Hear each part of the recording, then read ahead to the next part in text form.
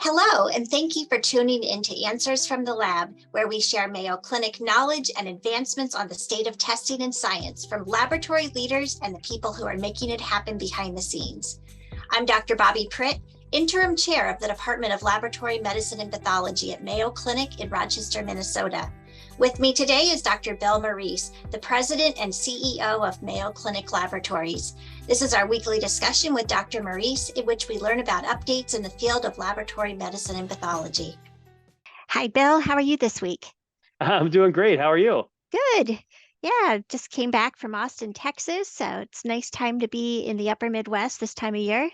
Yeah, it's beautiful. It's beautiful here over the weekend, and I'm a little tired. I'm training for Grandma's Marathon, getting Ooh, some which is June 17th in Duluth, and getting some free coaching from your administrative partner George von Borman, who's a very yes. accomplished distance runner. So yeah, I did a long run this weekend, and so now I'm like I I might not have my usual vim and vigor here on for our podcast. I'll do my best.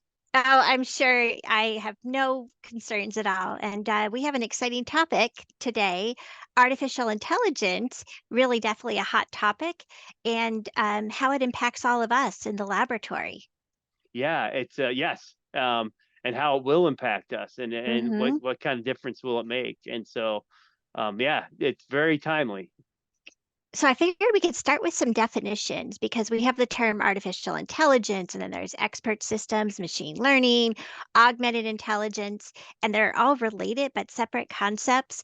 And so I'm thinking for the purpose of this podcast, because this is how it is generally defined in the field, artificial intelligence is sort of the overall umbrella. It refers to automated simulation of human judgment. And so that could include systems that work autonomously or in conjunction with human judgment. Yeah, yeah. It is. It can be confusing, because the terms they're not exactly the same. Just like, and it's one of those things when I read about it, I can remember what's the difference between machine learning and augmented intelligence and a neural hmm network and all that kind of stuff. But I think for most of us, just to think about artificial intelligence as sort of overarching uh, area of really of evolving medicine that we're going to Right. be dealing with over the next really several decades and have a huge impact. I know with your passion for education, hmm mine as well. I mean, I think about even if it will impact medical training because the kind of tools that our pathologists and laboratorians and medical practitioners in general have are going to change a lot. So Yes. one thing that's interesting, and I'll just start here, hmm is that from my perspective, is that actually this is really new for us in healthcare, but a lot of the concepts that we're now really talking about have been in practice in other areas and in other industries for some time. So one that people are hearing about now are digital twin, where you can create a basically digital individual that mirrors, and then you can look at how interventions will work. I know it's something Dr. VJ Shah is working on here at hmm Mayo. That actually came out of GE, where they created digital twins for their jet engines. And I Huh. think for some of the locomotive engines to try and predict when they were going to have service failures. So I mean, so this stuff, it's the tools are out there. It's just how do we safely apply them to medicine becomes important. But I think the time is right, and it's really needed in lab medicine. And I think there's a lot of good examples. I know you have some where they're actually really helping us get our work done at a time when our staff is really stressed. Well, absolutely. We have national workforce shortages. So we have shortages in technologists, histotechnologists, cytotechnologists. And so anything that makes our job a little easier, that our staff can actually focus on things that are interesting to them, avoid ergonomic injuries, make them more efficient is just really desirable at this time. And for me in the parasitology lab, we just implemented a system about 2 weeks ago that uses deep learning. So it's a form of machine learning to identify parasites in trichrome stained stool specimens. So it's similar to anatomic pathology where you have a slide, it's been stained, it gets scanned in, so you have a digitized slide, and then this algorithm looks for parasites on the slide. This is really good for our lab because we don't see a lot of parasites, even though we probably see more than many places in the US. still about 5% of our specimens are positive, the other 95% are negative. So this is really in the area of rare event detection. How can we help our staff find those rare events so they don't have to screen through hundreds and hundreds and hundreds of negative slides, and then allow them to really focus on the interesting things, which are the positives? Our Yeah. staff have been very positive about it. Yeah, that's number one. That's really cool. And the other thing Hmm. is, it's great, and it's great that the staff are receptive to it. I do think that the workforce shortages in healthcare and in lab medicine are not just even national. I mean, they're global, right? And Yeah. so, and the other thing, it's really good for our patients because the reality is that if you have an individual that's screening and most of the things they're looking at are negative and taking a lot of work, it actually makes it more difficult for them to see a positive that's just Hmm. because the human mind works. Right. So yeah, I mean, it's really good. As you were talking, thinking about why we need it now. I'll focus on a technology that's near and dear to me, and that's flow cytometry, because that was my first administrative job at Mayo. In DLMP was actually being the director of our flow cytometry lab, the cell kinetics lab in HemePath. We had at that time, we just moved into 4 colors, and we had, I think, 2 or 3 tests that we would perform, to look at B cells and T cells and acute leukemias. Um, Now, even in my time, the instrumentation evolved to where you could do up to 10 antibodies in a single specimen, 10 or 12 color, not just 4, and where we have a whole myriad of tests, some of them around rare event detection, some around really phenotyping subsets of disease, et cetera. That happened in like a 15-year period. We don't have it's more information than we can actually consume and to make Mm. sense out of. Our ability to generate information has really rapidly grown, much more so than our ability to comprehend it. So these tools are great because now that's what they're doing. And so in the flow lab, all of a sudden we had our text gating. It took up to 2 hours of Wow. technologist time to gate one of these, where Dr. Seahalt in the HemePath division, now luckily people a lot smarter than me in there when I was back there, but he's come up with an algorithm that can actually automate the gating and a 2-hour process down to 30 seconds. And again, Yeah. drive out a lot of that variability that you see. You have to have the right tech and the right consultant looking at the Hmm. case to where you have a much better quality standard baseline. So these things are great. And there's a lot of examples across the LMP. Yeah, there really is. And it's fantastic technology when used correctly. And as you said, it could help decrease error, increase efficiency, decrease turnaround time, decrease ergonomic issues for my staff sitting at a Yeah. microscope all day long looking at hundreds of slides. It allows them to focus on the smaller number of the positive slides that really needs their high level of expertise, and takes away just some of the inefficient and less satisfying work, honestly. So it also increases staff satisfaction. Yeah, exactly. And that's, I think, going to be the big driver as someone's been interested in digital pathology for a long time. Of course, Mayo under Dr. Fruge's leadership and Mhm. has really made a big investment in digital pathology. But that will be the driver there too. I know it's tough for pathologists to get through it. It's really expensive. It's a different workflow. It's looking at a screen, not in a microscope. But the reality is you can do a lot more. You can do the work much more efficiently. And if you're talking to people like in Europe where they practice digital pathology for a while, all the things that you talk about are possible Mhm. there too, and that's why it's really increased adoption. But there are other, but there are. It's not all. It's not. It sounds great, and there's a lot of Yes. promise, but there are still a lot of barriers as well. I'll start with one. Going back to digital pathology, still a major investment, a huge investment in terms of the scanning, the storage, the IT, all of that. Yeah. And yet there's still, I think now there's now CPT codes for digital pathology, but I think reimbursement Yes. and your regulatory, how are these things going to be regulated as well?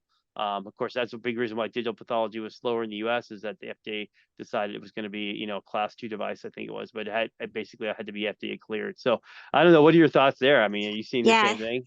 Absolutely. So there are those new CPT codes, and definitely people should be using them. Right now, they're for pathologists sign out.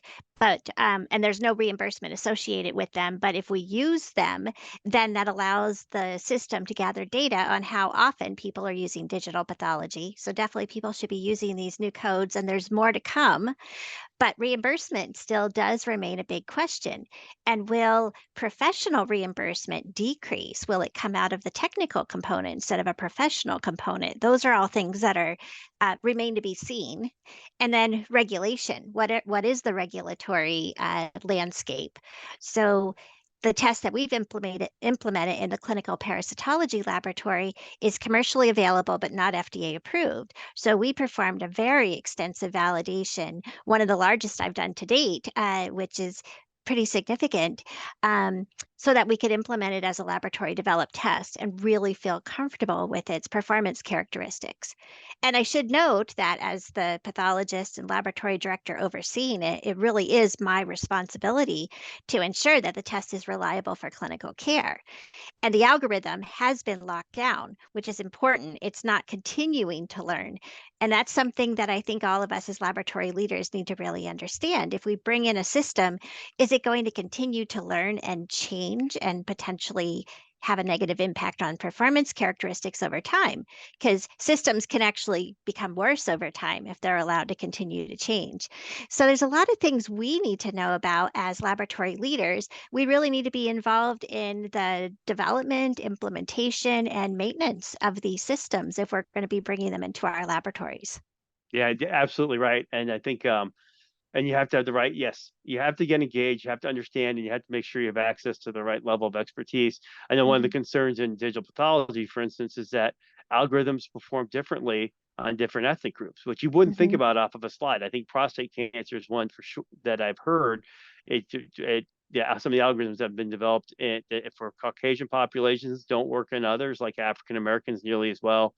So there's a lot of stuff that needs to be we need to continue to be engaged and to understand. And I think you're right. It's still difficult to get a read exactly where FDA is going to go with this too. They've kind of gone back and forth to say we're not going to regulate it to we're going to regulate it as software as a medical device, meaning you're going to have version control and everything else. So there's a lot. There's a lot of uncertainty out there. It's important for us to get engaged in, but yet there's still I think yeah, I mean, and I think there's a lot of groups now that you can go to and get information. You mentioned CAP just put a white Mhm. paper out there. They did. There's Digital Pathology Association. There's others places to go and learn. I think, which is probably the most important thing for all of us. Yeah, the College of American Pathologists, CAP, just put out a white paper from the Artificial Intelligence Committee on the role of pathologists, and this applies to all laboratory leaders that are laboratory directors on using, implementing, and overseeing artificial intelligence. So that's a good read. It's just a two-page document. It has a lot of good information. There's others out there as well. So at this point, anyone who's listening who's considering implementing artificial intelligence should really go out and start educating themselves on the topic. They don't have to be informaticians, they don't have to be IT experts, but they need to understand some basic principles and really putting patient safety at the forefront. Because, as you said, if you have an algorithm that is trained on one subset of a population, it may not be applicable to others. And you could have biases introduced that could be detrimental. Yeah, yeah, it'll be interesting to see again Hmm. if this is going to become start to be on CAP checklists and other, that all this as these things really come into practice. And I do think Hmm. we're going to see this for all the things that you talked about, the workforce and everything else, and the quality. I think we're going to see these really be. There are going to be a lot of tailwinds to get these introduced into the clinical environment. But we have to think about all this stuff. And of Hmm. course, we haven't even talked about the one thing which is really on a lot of people's minds. And I think I mentioned this in a previous podcast when I was at the Becker's Healthcare Conference here, hospital conference, I guess about 6 weeks ago, a month ago, something like that. Um, that was then they had the hospital leadership and the CIOs up in front of that group.